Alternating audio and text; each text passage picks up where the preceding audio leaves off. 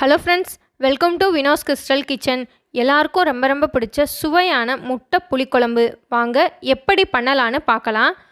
கடாயில் 4 table spoon நல்லெண்ணெய், 1/4 teaspoon வெந்தயம், 1/2 டீஸ்பூன் கடுகு நல்லா பொரிஞ்சதுக்கப்புறமா 4 பல் பூண்டு பொடியாக கட் பண்ணது,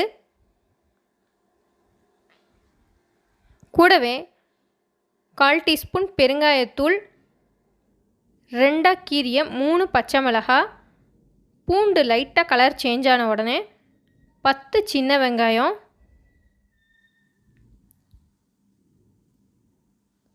2 மீடியம் சைஸ் பல்லாரி பொடியாக கட் பண்ணது. ஆனியன் சீக்கிரம் வேகணும் அப்படிங்கிறதுக்காக கூடவே 1 ஸ்பூன் உப்பு சேர்த்து நல்லா மிக்ஸ் பண்ணி விடுங்க.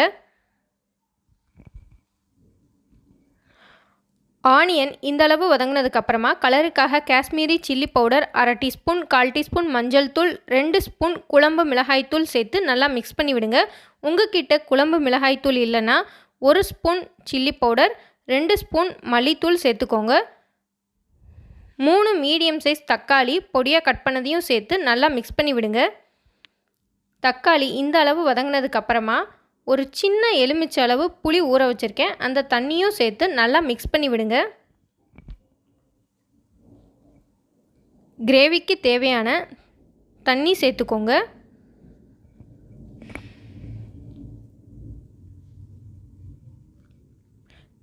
மீடியம் ஃப்ளேமில் ஒரு 5 நிமிஷம் புளியோட பச்சை வாடை போக நல்லா கொதிக்க விடுங்க. இப்போ 1/4 மூடி தேங்காய், 1 ஸ்பூன் சோம்பு சேர்த்து நல்லா நைஸாக பேஸ்ட் மாதிரி அரைச்சிக்கோங்க.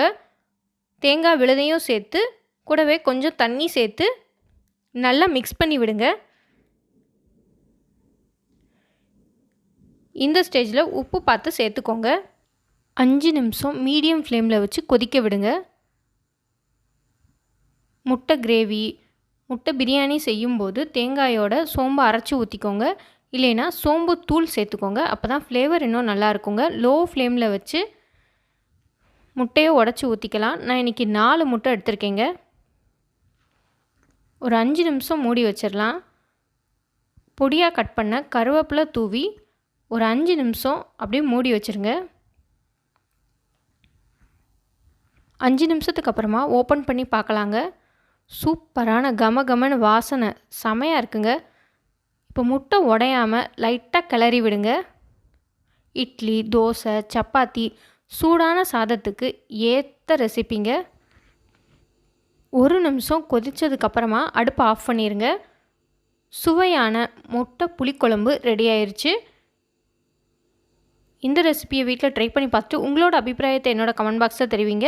இந்த வீடியோ பிடிச்சிருந்தா லைக் பண்ணுங்கள், ஷேர் பண்ணுங்கள். வினோஸ் கிறிஸ்டல் கிச்சனுக்கு மறக்காமல் சப்ஸ்கிரைப் பண்ணுங்கள். அடுத்த யூஸ்ஃபுல்லான வீடியோவோட நான் உங்களை சந்திக்கிறேன்.